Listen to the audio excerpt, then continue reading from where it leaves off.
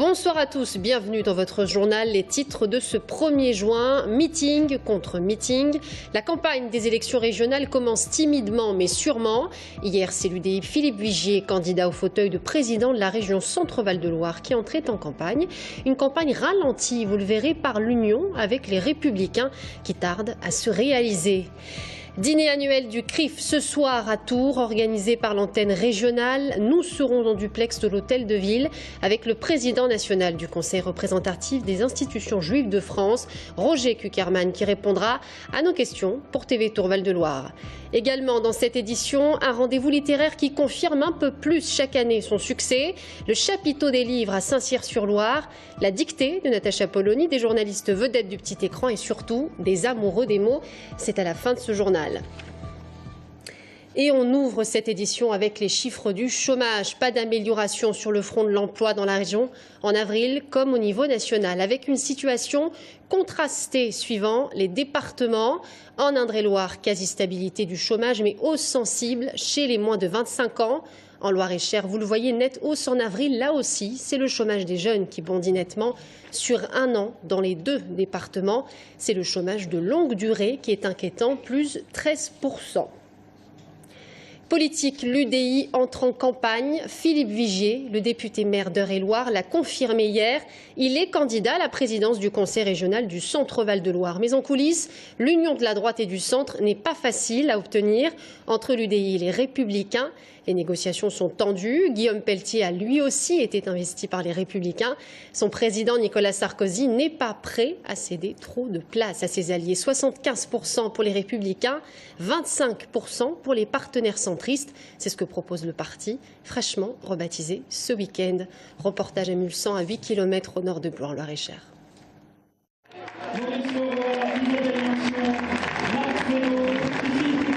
Conquérant, le sourire aux lèvres, l'UDI Philippe Vigier arrive plein d'espoir. Le discours finement préparé, mobilité, emploi, formation, désertification médicale ou encore nouvelles technologies. Le député est sévère avec la majorité sortante. En 2015, ils ont baissé les aides que l'on apporte aux entreprises qui osent l'apprentissage, qui osent l'alternance. Eh bien nous, on changera les choses. J'ai besoin de vos énergies, j'ai besoin de votre créativité. La région va gérer 300 millions de fonds européens. Et moi, je ne veux pas de bricolage, je ne veux pas de saupoudrage. Je ne veux pas que ce soit la République, une fois de plus, des copains et des coquins. Un candidat qui doit emprunter le parcours du combattant, celui de rassembler la droite. Désormais, les Républicains, mais également le MoDem. J'ai besoin du talent, de l'énergie de Guillaume Pelletier. Et je lui ai dit dans les yeux. Si au niveau national les choses traînent, à l'échelon local, les négociations avancent plutôt bien. Je suis très heureux d'être ce matin devant vous en tant que militant de l'UMP et depuis hier militant républicain pour apporter mon soutien à Philippe Vigier pour les prochaines élections régionales. On a besoin d'un rassemblement pour changer les choses à la région. En coulisses, comme sur scène, un homme veille à la bonne mécanique du rassemblement, Maurice Leroy. L'ancien ministre et président du conseil départemental du Loir-et-Cher se donne du mal depuis plusieurs mois. Philippe est le seul, c'est très clair, il est le seul qui est capable de conduire une liste d'union, de rassemblement. Je ne laisserai pas la division se faire. Je l'ai dit en tête-à-tête à Nicolas Sarkozy, qui m'a reçu. J'en ai parlé encore hier aux Républicains avec Brice Hortefeux. La droite qui n'a pas droit à l'erreur.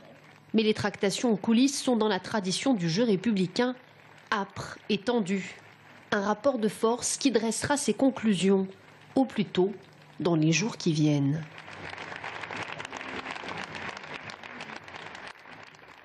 Et pendant ce temps, à gauche, Franck Gagnère devrait succéder à Michael Cortot, l'actuel premier secrétaire fédéral. Les socialistes se sont réunis ce week-end pour un congrès départemental.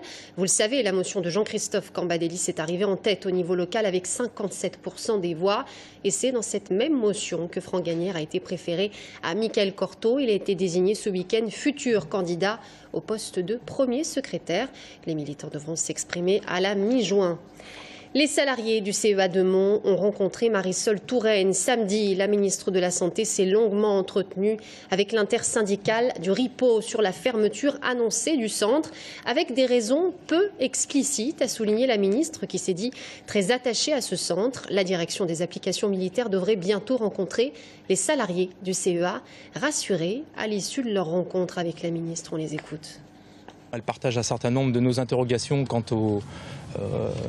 aux éléments manquants qui ne nous sont pas communiqués du projet. Et elle va le faire en sorte que les élus de l'intersyndicale puissent également avoir un rendez-vous avec le ministère de la Défense. J'ai donc fait en sorte que le directeur de la direction des applications militaires vienne à Mons, au RIPO, la semaine prochaine pour les rencontrer. Je rencontrerai moi-même de façon tout à fait formelle, officielle, mon collègue ministre de la Défense avec la direction du CEA pour à nouveau évoquer l'avenir de ce centre. Et on prend à présent la direction de l'hôtel de ville de Tours, où le dîner annuel du CRIF sera donné ce soir, organisé par l'antenne régionale. Roger Kuckerman, président national du CRIF, est avec nous. Bonsoir. Merci de répondre à nos questions sur Bonsoir. TV Tour Val-de-Loire. Alors Roger Kuckerman, après les attentats à Charlie Hebdo, à l'Hypercacher, plus de 3000 personnes, vous le savez, se sont inscrites à l'agence juive pour assister à des soirées d'information sur l'Alia. L'Alia, on l'explique, c'est le départ des Juifs vers Israël. Aujourd'hui, 10 000 Juifs de France se seraient envolés pour Israël. Quelle est clairement la position du CRIF, votre position sur cette immigration de plus en plus importante ? Eh bien, c'est effectivement un phénomène qui résulte des attentats commis contre des Juifs ces derniers temps. Et quand on voit que des parents juifs amènent leurs enfants dans des écoles qui doivent être protégées non seulement par la police, mais même par l'armée, avec des armes sérieuses, on peut comprendre les parents qui se posent la question de savoir si la France est un pays dans lequel ils souhaitent que leurs enfants puissent s'épanouir. Mais d'un autre côté, nous pensons, nous au CRIF, qu'il faut faire face à l'opposition, il faut confronter ces djihadistes qui veulent commettre des meurtres. C'est un conflit tout à fait étonnant entre une barbarie moyenâgeuse, coupeuse de tête, qui lapide les femmes, qui tue des enfants, et le monde moderne qui est capable d'envoyer des satellites sur la Lune et sur Mars. Et dans ce conflit qui est en train de s'étendre sur la Terre entière, puisqu'il a démarré en Syrie, en Irak et au Yémen, s'est étendu en Afrique. On a en tête, vous m'entendez, on a en tête l'appel de Benyamin Netanyahou qui a invité, vous l'avez vu, il y a quelques mois, les Juifs de France à émigrer en Israël, jugeant que leur sécurité en France était mise à mal. Est-ce que vous incitez les Juifs à partir ou à rester en France ? Le CRIF incite les Juifs à rester et à faire en sorte que ceux qui nous veulent du mal puissent être maîtrisés, passés devant la justice, et que nous puissions revenir à ce qui existe depuis 2000 ans. Les Juifs sont implantés depuis la Gaule, depuis 2000 ans. Ils ont la pleine citoyenneté depuis la Révolution, depuis 1791, et nous ne pouvons pas accepter d'être traités comme des citoyens de seconde zone qu'on doit protéger absolument. Donc il faut confronter ces adversaires de la liberté, de la démocratie et du vivre ensemble, et c'est ce à quoi nous nous attachons. Alors bien sûr, c'est ce à quoi justement vous êtes attaché au CRIF, Roger Kuckerman. Le CRIF, qui est un organe représentatif des Juifs, mais il a néanmoins un rôle éminemment politique. Il y a des Juifs en France qui regrettent les prises de position politique du CRIF sur la situation d'Israël. Que répondez-vous à cela ? C'est parfaitement légitime que dans une assemblée, il y ait des gens qui ne partagent pas tous la même conviction. C'est ça la démocratie. Le CRIF est une fédération de 70 associations, de droite, de gauche, certaines religieuses, certaines pas religieuses. Toutes les opinions s'expriment, et donc Roger Kuckerman, est-ce que vous soutenez la ligne politique du gouvernement Netanyahou dans le conflit israélo-palestinien ? Le CRIF n'a jamais été le soutien d'un quelconque gouvernement israélien. Le CRIF soutient le peuple israélien et l'État d'Israël et ne se mêle pas de la politique du gouvernement israélien. Il ne l'a jamais fait et il continuera de ne pas le faire. Merci beaucoup Roger Kuckerman, merci d'avoir répondu à nos questions pour TV Tour Val-de-Loire. Vous êtes en duplex de l'hôtel de Villatour où le dîner annuel du CRIF sera donné dans quelques minutes. Merci beaucoup. Ils sont jeunes mais ont des idées de génie. Le salon des jeunes inventaires de Mont en Indre-et-Loire a permis à de nombreux lycéens d'exposer le prototype de leurs inventions. On se rend ce soir au lycée Jacques Vaucanson où 2 étudiants ont inventé une machine destinée notamment aux personnes à mobilité réduite, le détecteur de courrier. Malinda Pavlak. Marre de relever votre courrier avant le passage du facteur, cette boîte aux lettres en apparence classique cache en réalité un pouvoir, celui de détecter le courrier. Du coup, le facteur va arriver, il va déposer le courrier dans la boîte aux lettres. Une fois que le courrier est dans la boîte aux lettres, donc, le boîtier à l'intérieur de la maison va détecter le courrier, il va envoyer une information. Ensuite, donc, quand la personne va arriver, elle va retirer le courrier. Et suite à ça, donc, le voyant redeviendra vert. Ces étudiants en BTS Conception et Industrialisation en microtechnique ont travaillé toute l'année sur ce projet nommé Présence Courrier. Un travail complet allant du dessin jusqu'à la réalisation du prototype. Ce système permet de tout revoir vraiment de A à Z depuis notre première année de BTS jusqu'à vraiment à la fin des cours. Attention, le détecteur s'active seulement à partir de 30 grammes de courrier. Le capteur se déclenche, donc l'information est envoyée au récepteur. Le but du projet, améliorer le quotidien de ses utilisateurs. Ce produit est fait principalement pour les personnes à mobilité réduite et pour les personnes qui ont une boîte aux lettres loin de chez eux, quoi. Le but donc est de dépasser l'aspect prototype et mettre en œuvre le projet et peut-être le commercialiser. Surveillez vos boîtes aux lettres, le détecteur du courrier, il sera peut-être bientôt. Entre 35 et 40 000 visiteurs selon les organisateurs, c'est le nombre de visiteurs qui ont déambulé dans les allées de Vitilloire, le salon des vins du Val-de-Loire ce week-end à Tours. Et c'est un nouveau record de fréquentation. Je vous rappelle que 150 exposants participent à ce rendez-vous annuel.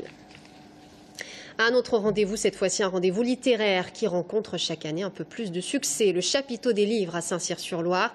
Pas moins de 230 auteurs, la grande dictée de Natacha Polony cette année. Des journalistes vedettes du petit écran et surtout des passionnés de lecture. Et des livres, il y en avait des centaines ce week-end.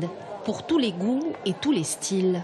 Mais c'est avant tout pour rencontrer les auteurs que l'on se bousculait. Une grande palette d'auteurs différents avec des styles littéraires très différents. C'est appréciable. Appréciable également la présence de PPDA, pris d'assaut par les visiteurs.